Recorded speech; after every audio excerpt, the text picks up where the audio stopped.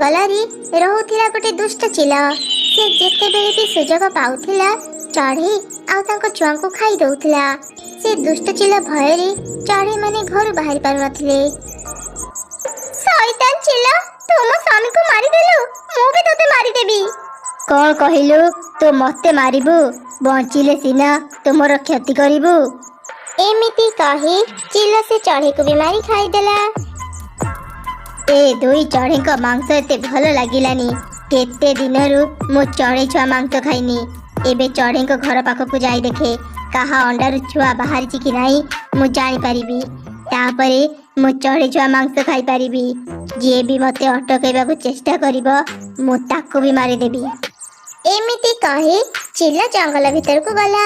ସେ ସବୁ ଚଢ଼େଇଙ୍କ ଘର ପାଖକୁ ଯାଇ ଦେଖୁଥିଲା ସେ ଘରେ ଚଢ଼େଇ ଛୁଆ ଅଛନ୍ତି କି ନାହିଁ। ଏମିତି ବୁଲୁ ବୁଲୁ ହଠାତ୍ ସେ ଗୋଟେ ଘରୁ ଚଢ଼େଇ ଛୁଆ କାନ୍ଦିବାର ସ୍ୱର ଶୁଣିଲା। ଆରେ ଆରେ, ଏ ଘର ପାଖରେ କଣ ଚଢ଼େଇ ଛୁଆର କାନ୍ଦ ଶୁଭୁଛି? ତା ମାନେ ଏ ଘରେ ଏବେ ହିଁ ଛୁଆ ଜନ୍ମ ହେଇଛି। ସେ ଘରର ଝରକା ଖୋଲା ଅଛି। ଝରକା ପଟେ ଦେଖେ ଘଟଣା କଣ। କାନ୍ଦିନି ରେ ଧନ, କାନ୍ଦିନି। ମୋ ସୁନା ଧନଟା, ଚୁପ୍ ହେଇଯା। ଓହୋ, ମୋ ଛୁଆର କାନ୍ଦ ବନ୍ଦ ହଉନି। ସେ ଦୁଷ୍ଟ ଚିଲ ଯଦି ମୋ ଛୁଆର କାନ୍ଦ ଶୁଣି ପକେଇବ ସେ ମୋ ଛୁଆକୁ ଛାଡ଼ିବନି। ଜଙ୍ଗଲର ଅନେକ ଚଢ଼େଇଙ୍କୁ ସେ ଖାଇସାରିଲାଣି। ତା ପାଇଁ ସମସ୍ତେ ଡରି ଡରି ରହୁଛନ୍ତି। ମୁଁ ତ ଜାଣି ସାରିଲିଣି ଚଢ଼େଇ, ତୋର ଗୋଟେ ଛୁଆ ହେଇଛି। ଆଉ ତୋ ଛୁଆକୁ ମୋ ପାଖରୁ କେହି ରକ୍ଷା କରିପାରିବେନି। ଦୁଷ୍ଟ ଚିଲ, ତୁ ମୋ ଘରର ଝରକା ପାଖରେ ଅଛୁ। ମୋ ଛୁଆ ଉପରେ ନଜର ପକାନି କହୁଛି, ନହେଲେ ମୁଁ ତୋର ଆଖି ଫୁଟେଇ ଦେବି। କଣ କହିଲୁ? ତୁ ମୋ ଆଖି ଫୁଟେଇ ଦେବୁ? ମୁଁ ଆଜି ତୋ ଛୁଆକୁ ଜମାରୁ ଛାଡ଼ିବିନି। ଦେଖିବି ତୁ କେମିତି ତୋ ଛୁଆକୁ ମୋ ପାଖରୁ ରକ୍ଷା କରିବୁ। ହେ ଭଗବାନ, ଏ ଚିଲ ତ ଏଠୁ ଯାଉନି। ଝରକା ଭାଙ୍ଗି ସେ ଘର ଭିତରେ ପଶିବା ପୂର୍ବରୁ ମତେ କିଛି କରିବାକୁ ପଡ଼ିବ। ଆରେ ହଁ, ମୋର ମନେ ପଡ଼ିଲା। ଏମିତି ଚିନ୍ତା କରି ମା ଚଢ଼େଇଟି ଶୀଘ୍ର ତା ରୋଷେଇ ଘରକୁ ଗଲା। ଆଉ କିଛି ଲଙ୍କା ଗୁଣ୍ଡ ଧରି ଝରକା ପାଖକୁ ଆସିଲା। ସେ ଝରକା ପଟୁ ହିଁ ଚିଲର ଆଖି ଉପରେ ଲଙ୍କା ଗୁଣ୍ଡ ଫିଙ୍ଗିଲା। ଲଙ୍କା ଗୁଣ୍ଡ ଯୋଗୁଁ ଚିଲର ଆଖି ଜଳିବାକୁ ଲାଗିଲା। ଆରେ ମରିଗଲି ରେ, ମୋ ଆଖି କେତେ ଜଳୁଛି। ମୁଁ କିଛି ବି ଦେଖିପାରୁନି। ଚଢ଼େଇ, ତୁ ମୋ ସହ କିଛି ଠିକ୍ କଲୁନି। ଆଜି ତ ମୁଁ ଚାଲି ଯାଉଛି। ତୋ ଛୁଆକୁ ଖାଇବା ପାଇଁ ମୁଁ ପୁଣି ଆସିବି। ଏଇ କେମିତିକା ବିପଦରେ ମୁଁ ପଡ଼ିଗଲି। ସେ ଚିଲର ନଜର ମୋ ଛୁଆ ଉପରେ ପଡ଼ିଛି ମାନେ ସେ ପୁଣି ଆସିବ। ମୁଁ ମୋ ଛୁଆକୁ ନେଇ ଏବେ କୋଉଠିକି ଯିବି? ମା ଚଢ଼େଇଟି ଏପରି ଚିନ୍ତା କରୁଥିବା ସମୟରେ ଚିଲ ତା ସାଙ୍ଗକୁ ଧରି ସେଠାକୁ ଚାଲି ଆସିଲା। ଏ ଚଢ଼େଇ, ସେତେବେଳେ ମୋ ଆଖିକୁ ଲଙ୍କା ଗୁଣ୍ଡ ଫିଙ୍ଗିଥିଲୁ ନାହିଁ। ଏବେ ମୁଁ ମୋ ସାଙ୍ଗକୁ ନେଇ ଆସିଛି। ଭଲରେ ତୋ ଛୁଆ ଆମକୁ ଦେଇଦେ, ନହେଲେ ଆମେ କବାଟ ଭାଙ୍ଗି ତୋ ଘରେ ପଶିଯିବୁ। ତୋ ଛୁଆ ସହ ଆମେ ତତେ ବି ଖାଇଦେବୁ। ଏଇ ଶୈତାନ ଚିଲ ପୁଣି ଚାଲି ଆସିଲା। ଏବେ ସେ ତା ସାଙ୍ଗକୁ ବି ନେଇ ଆସିଛି। ମୁଁ ଏମାନଙ୍କ ସହ ଲଢ଼େଇ କରି ପାରିବିନି। ଶୀଘ୍ର ହିଁ ମୁଁ କିଛି ଉପାୟ ଚିନ୍ତା କରେ, ତାହେଲେ ଯାଇ ମୁଁ ମୋ ଛୁଆକୁ ରକ୍ଷା କରିପାରିବି। ଏଇ ହେଲା ନା କଥା। ଭଲ ଚଢ଼େଇ ପରି ତୁ ଘରୁ ବାହାରି ଆସିଲୁ। ଏବେ ଦେ, ତୋ ଛୁଆକୁ ଦେ। ଆମେ ତତେ ମାରିବୁନି, ତତେ ଛାଡ଼ିଦେବୁ। ଚିଲ ଆଜ୍ଞା, ଏବେ ମୁଁ ବୁଝିଗଲି ମୁଁ ତମଠୁ ଜିତି ପାରିବିନି। ସେଥିପାଇଁ ମୁଁ ଠିକ୍ କରିଛି ମୁଁ ମୋ ଛୁଆ ତମକୁ ଦେଇଦେବି। ହେଲେ ଚିଲ ଆଜ୍ଞା, ଆଜି ନୁହଁ, କାଲି ମୋ ଛୁଆ ତମକୁ ଦେବି। ମତେ ଆଜି ଗୋଟେ ଦିନ ସମୟ ଦିଅ। ଆଜି ମୁଁ ମୋ ଛୁଆକୁ ଦିନ ସାରା ଦେଖିବି ଆଉ ତାକୁ ଗେଲ କରିବି। ସକାଳେ ଆସି ତମେ ମୋ ଛୁଆକୁ ନେଇଯିବ। ଠିକ୍ ଅଛି, ତୁ ଯେତେବେଳେ ତୋ ଛୁଆ ଦେବାକୁ ରାଜି ହେଇଯାଇଛୁ ମୁଁ ତତେ ଗୋଟେ ଦିନ ସମୟ ଦଉଛି। ଆମେ କାଲି ପୁଣି ଆସିବୁ। ତୁ କାଲି ଭଲରେ ମତେ ତୋ ଛୁଆ ଦେଇଦେବୁ। ମୁଁ କାଲି ତୋର କିଛି ବାହାନା ଶୁଣିବିନି। ଏମିତି କଥା ହେଇ ଚିଲ ତା ସାଙ୍ଗକୁ ନେଇ ସେଠାରୁ ଚାଲିଗଲା। ସେମାନେ ଯିବା ପରେ ମା ଚଢ଼େଇଟି ତୁରନ୍ତ ଅନ୍ୟ ଚଢ଼େଇ ମାନଙ୍କ ପାଖକୁ ଯାଇ ତା ଯୋଜନା କହିଲା ଆଉ ତାଙ୍କୁ ସାହାଯ୍ୟ ମାଗିଲା। ସବୁ ଚଢ଼େଇ ଦୁଇ ଚିଲଙ୍କ ଅତ୍ୟାଚାର ଯୋଗୁଁ ଅନେକ କଷ୍ଟରେ ଥିଲେ। ସେଥିପାଇଁ ସମସ୍ତେ ସେ ମା ଚଢ଼େଇକୁ ସାହାଯ୍ୟ କରିବା ପାଇଁ ରାଜି ହେଇଗଲେ। ରାତି ପାହି ସକାଳ ହେଲା। ସକାଳ ହେଇଗଲାଣି, ଏପଟେ ଚିଲ ଆସିବାର ସମୟ ବି ହେଇଗଲା। ଧନରେ ଏ ଆଲମିରା ଭିତରକୁ ଯାଇ ଲୁଚି ଯା। ମୁଁ ଯେପର୍ଯ୍ୟନ୍ତ ତତେ ନ ଡାକିଛି ତୁ ଜମା ବି ବାହାରିବୁନି। ଟିକେ ବି ପାଟି କରିବୁନି, ଶାନ୍ତ ହେଇ ବସିଥିବୁ, ବୁଝିଲୁ? ଠିକ୍ ଅଛି ମା, ତୁମେ ଚିନ୍ତା କରନି। ତୁମେ ନ କହିଲା ଯାଏ ମୁଁ ଏ ଆଲମିରା ଭିତରୁ ଜମା ବି ବାହାରିବିନି। ଏଇ ତ से ଚିଲ ମାନେ ଆସୁଛନ୍ତି ମୋ ଛୁଆକୁ ନେବା ପାଇଁ। ଏବେ ମୁଁ ନାଟକ ଆରମ୍ଭ କରିଦିଏ।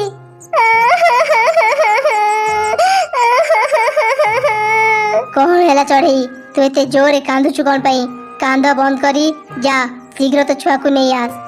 କଣ କହିବି ଚିଲ ଆଜ୍ଞା, ତୁମେ ମୋ ଛୁଆକୁ ଖାଇବ ବୋଲି ଏତେ ସୁନ୍ଦର କରି ତାକୁ ସଜାଉଥିଲି, ହେଲେ କୋଉଠୁ କେଜାଣି ଗୋଟେ ଚିଲ ଆସି ମୋ ଛୁଆକୁ ଖାଇବ କହି ଜୋର କରି ମୋ ପାଖରୁ ମୋ ଛୁଆ ଛଡେଇ ନେଇଗଲା।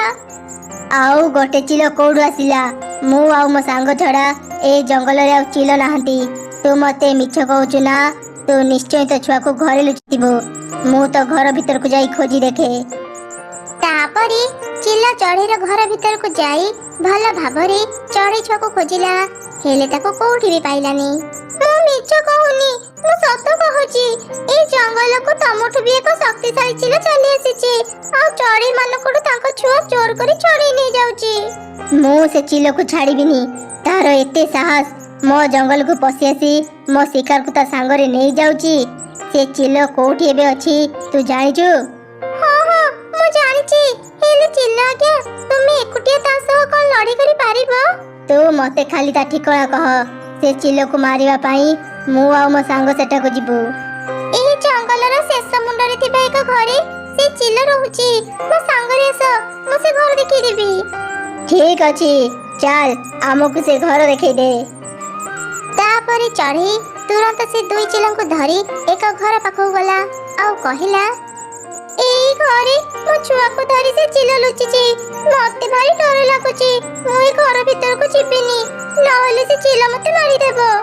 ତୋର ଭିତରକୁ ଯିବା ଦରକାର ନାହିଁ, ମୁଁ ଆଉ ମୋ ସାଙ୍ଗ ଭିତରକୁ ଯାଉଛୁ।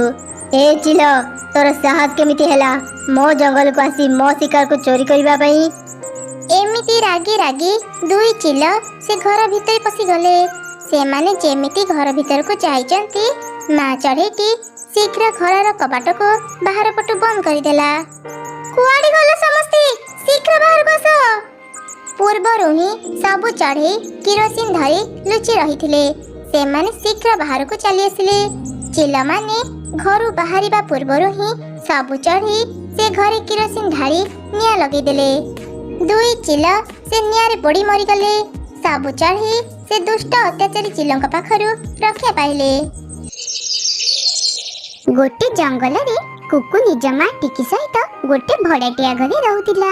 କୁକୁର ବାପା ମରିଯିବା ପରେ ତା ମା ତାକୁ ତାର ବାପା ମାଙ୍କର କମି କେବେ ବି ଅନୁଭବ କରାଇବାକୁ ଦେଇନି। ଘରର ସବୁ ଦାୟିତ୍ୱ ଟିକି ମୁଣ୍ଡ ଉପରେ ଥିଲା। କୁକୁର ପାଠ ପଢା ଖର୍ଚ୍ଚ ଆଉ ଘରର ଖର୍ଚ୍ଚ ଉଠେଇବା ପାଇଁ ଟିକି ଗଳି ଗଳିରେ ବୁଲି ବୁଲିକି ପନିପରିବା ବିକ୍ରି କରୁଥିଲା। ପନିପରିବା ବିକ୍ରି କରିକି ସେ ଯୋଉ ପଇସା ଆଣୁଥିଲା, ସେଥିରେ ତାଙ୍କ ଘରର ଖର୍ଚ୍ଚ ହେଇଯାଉଥିଲା। ଟିକି ପାଠ ସାଠ ପଢିନଥିଲା, ହେଲେ ବି ସେ ତା ଝିଅ କୁକୁକୁ ବହୁତ ପାଠ ପଢେଇବାକୁ ଚାହୁଁଥିଲା। ସେଥିପାଇଁ ଟିକି କୁକୁକୁ ଗୋଟେ ପ୍ରାଇଭେଟ ସ୍କୁଲରେ ଆଡମିସନ କରେଇଲା। ସବୁ କିଛି ଭଲ ଚାଲିଥିଲା। ଗୋଟେ ଦିନ ଟିକି ପନିପରିବା ବିକ୍ରି କରିକି ଘରକୁ ଫେରୁଥିଲା। ଠିକ ସେତିକି ବେଳେ ରାସ୍ତାରେ ଗୋଟେ କାର ଆସି ଟିକିକୁ ମାଡ଼ କରିଦେଲା, ଆଉ ସେ ସେଇଠି ହିଁ ମରିଗଲା। ଏବେ କୁକୁ ପୁରାପୁରି ଏକୁଟିଆ ହେଇଗଲା। ଏମିତି ହିଁ ଧୀରେ ଧୀରେ ଦିନ ବିତି ଚାଲିଲା। ଘରେ ଯାହା ବି କିଛି ଥିଲା, ଆସ୍ତେ ଆସ୍ତେ ସବୁ କିଛି ସରିବାକୁ ଲାଗିଲା। ନିଜେ ନିଜକୁ ଯେମିତି ସେମିତି କରିକି ସେ ସମ୍ଭାଳି ଦେଲା। କୁକୁ ଯେତେବେଳେ ସ୍କୁଲକୁ ଗଲା, ତାକୁ ତା ଟିଚର କହିଲେ, କୁକୁ ତମେ 2 ମାସ ହେଲା ସ୍କୁଲର ପଇସା ଦେଇନ, ଜଲ୍ଦି ପଇସା କ୍ଲିୟର କର, ନହେଲେ ତମ ନା ସ୍କୁଲରୁ କଟା ହେଇଯିବ। ମ୍ୟାମ୍, ମୋ ମା ଆଉ ଏ ଦୁନିଆରେ ନାହିଁ। ମୁଁ ଏବେ ପୁରାପୁରି ଏକୁଟିଆ। ମୋ ଘରେ ରୋଜଗାର କରିବା ପାଇଁ କେହି ବି ନାହାନ୍ତି। ଆପଣଙ୍କୁ ଅନୁରୋଧ ମୁଁ କରୁଛି, ଦୟାକରି ମତେ ସ୍କୁଲରୁ ବାହାର କରନି। ମୁଁ ପଢିବାକୁ ଚାହୁଁଛି ମ୍ୟାମ୍। ଯଦି ଏମିତି କଥା, ତାହେଲେ ତମେ ଗୋଟେ କାମ କର, ତମେ ଗଭର୍ଣ୍ଣମେଣ୍ଟ ସ୍କୁଲରେ ନାଁ ଲେଖେଇ ଦିଅ। ଆମ ସ୍କୁଲର ବି କିଛି ରୁଲ ଆଉ ରେଗୁଲେସନ ଅଛି। ଯଦି ତମ ପାଖରେ ପଇସା ନାହିଁ, ତାହେଲେ ତମେ ସ୍କୁଲରୁ ବାହାରି ଯାଇପାର। ଠିକ ସେତିକି ବେଳେ ସେ ସ୍କୁଲରେ ପଢୁଥିବା ଜଗୁ କହିଲା, ମ୍ୟାମ୍, ୟା ପାଖରେ ଖାଇବା ପାଇଁ ବି ତ ପଇସା ନାହିଁ। ଇଏ ସ୍କୁଲର ପଇସା କେମିତି ଦବ? ହା ହା ହା, ବେଚାରୀ ଭାରି ଗରିବ।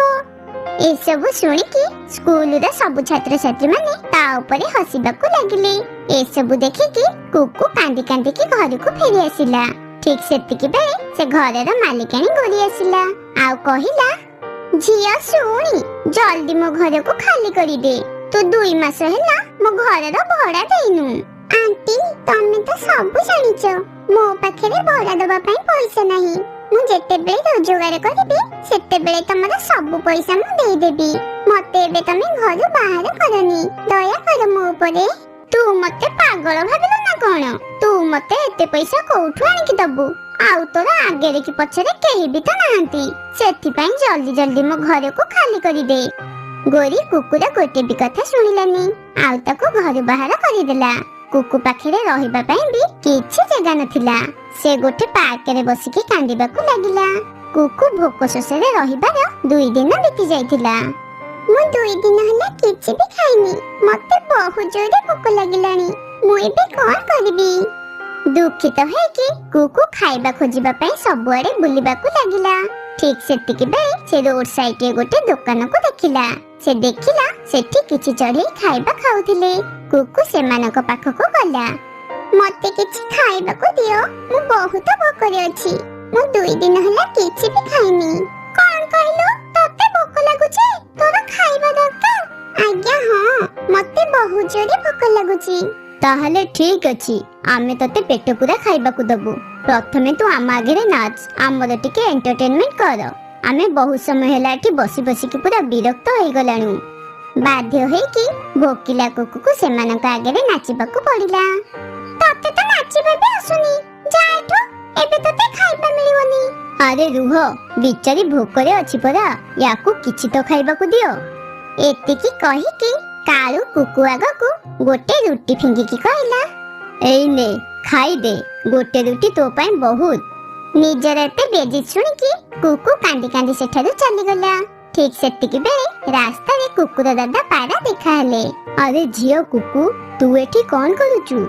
कुकु निज दादा को सब कथा कहला मते सुनी के बहुत दुख लागिला कि भाउज आउ ए दुनिया रे नाहंती मु एसबु विषय रे किछि भी जानिनी कारण मु किछि काम रे 2 सप्ताह पई ए जंगल रो दूर को जाईतिली हेले तू आम घर को कोन पई आसिलुनी हौ ठीक अछि एसबु कथा छाड़े मो सहित चाले एबे तू आम संगे रे ही रहबू पारा जेते बेले कुकु को नै कि घरे पहुंचला सेते बेले कुकुर खुरी रागरे कहला ये तम सहित एठी कोन पई आसीची भाई तो प्रथम रु ही आमको छाड़ी के चली जाइथिले आउ एबे भाउज भी चली गले सेति पई जियो कुकु आम संगे रे ही रहइबो काई तम घर कोन अनाथ आश्रम सेइति पई याकू उठे के आनी लहरी जाय कि आकू को अनाथ आश्रम रे छाड़ी के आसो ये तमे केमितिका कथा कहूचो आमे यार निजर जदी ए समय रे आमे याकू सहाय्य करबानी ताहले ताकू किए सहाय्य करबो मु याकू एठी टिके भी रहइबा को जगह देबिनी याकू एठु चुपचाप जिबा को कहि दियो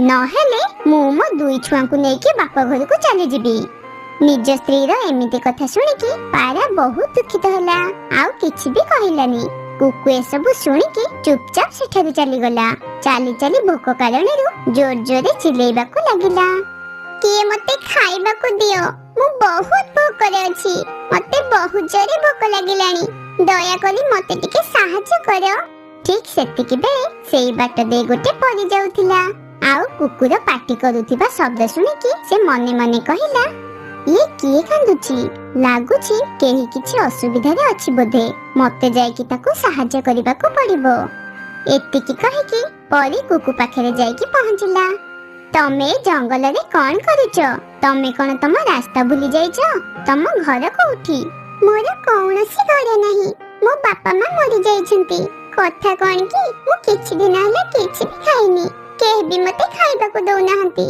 समस्त खाली मोर मजाक उड़ाउछंती तमे दया करी मते सहाय्य करो मते किछि खाइबा को दे दियो मु बहुत भोकरे अछि तमे प्रथमे कांदीबा बंद करो तमे प्रथमे खाइबा को खाइ दियो एतिकी कहि कि से परी बहुत प्रकार खाइबा आनिला तापरे कुकु पेट भरी की खाइबा खाइला खाइ कि कुकु परी को धन्यवाद जणैला तमको बहुत बहुत धन्यवाद परी मु जुआड़ी भी सहाय्य मागिबा को गले समस्त मते बकी के सेठारु फेरै देउथिले केही भी मते सहाय्य कलनी हेले तमे मते एते बड़ सहाय्य कलो तमे चिंता करनी मु तमको सहाय्य करबी एतिकी कहि कि परी निज चुटी रे लागिथिबा गोलाप फूल को बाहर कला आ कुकु को से गोलाप फूल को देई कि कहिला एई नियो कुकु जादूर गोलाप घर ला जगह ऊपर रखि दबो तापरे तमरा सब समस्या दूर होई जिवो ଏତିକି କହିକି ପରି ସେଠାରୁ ଗାୟବ ହେଇଗଲା।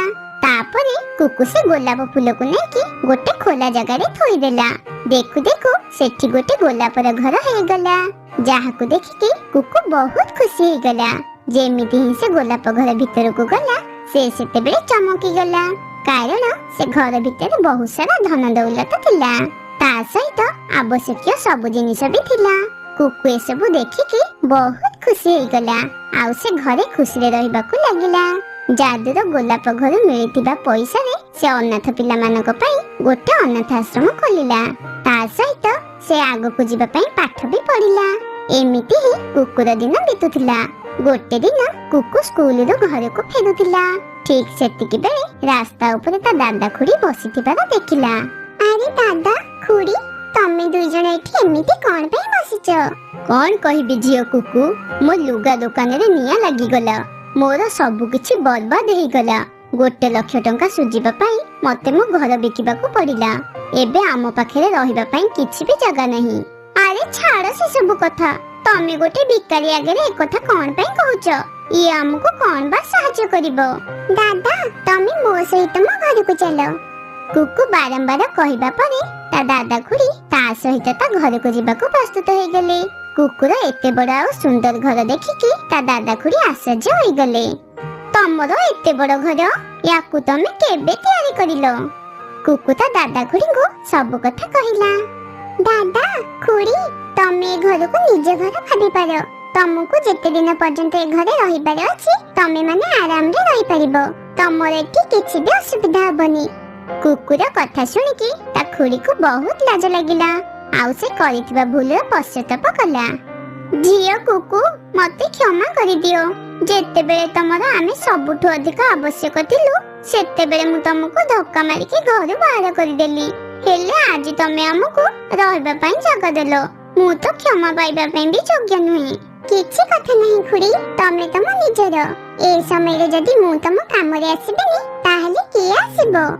ତାପର ଦିନଠାରୁ ସମସ୍ତେ ସେ ଯାଦୁର ଗୋଲାପ ଘରେ ଖୁସିରେ ଏକା ସାଙ୍ଗରେ ମିଳିମିଶି ରହିବାକୁ ଲାଗିଲେ।